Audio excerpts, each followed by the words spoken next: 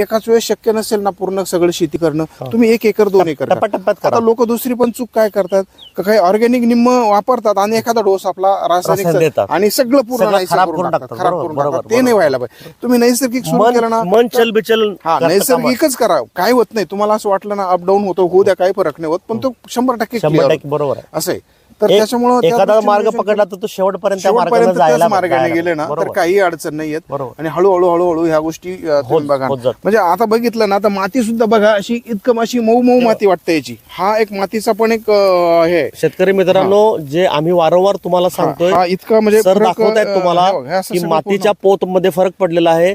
भूसुधारक जमिनीत गेल्यानंतर जे दगडासारखी घट्ट झालेली माती ही अतिशय वाळूसारखी मऊ लुसलुस झाली. त्यांनी आता हातानेच काढून दाखवली तुम्हाला. जमीन भुसभुशीत, मी आता जमीन उभारले, भुसभुशीत. पाय जमिनीत जातोय, आत जातोय जमिनीमध्ये इथं पाय. पण जरी बघितलं ना, पूर्ण हे बघा, पूर्ण मऊ झाली जमीन. आतली सुद्धा माती बघितली ना तर हे एकदम मऊ माती होऊन जाते. मातीमध्ये पण मऊपणा येतो. मग आता एकच आहे का, हे रिझल्ट यायला थोडासा जो टाइम जातो, जाऊ द्या. तेवढा काय वेळ पण लागणारच होतो, आहे तेवढ्या पहिल्यांदा. याच्यामधून होतोय. आमच्याकडं बरं पाण्याचं प्रमाण इतकं क्षार आहे पाण्यामध्ये, पाण्यात खूप क्षार क्षार आहे आहे, भरपूर. म्हणजे खूप खारवट आहे. पण खारवटपणामध्ये सुद्धा एवढं चांगलं येऊ शकतं. अजून अजून काय काय करायला पाहिजे? असं आहे. तुमचा फक्त संयम ढळता कामा नये. संयम ढळता कामा नाही. थोडासा होतो, त्रास होतो.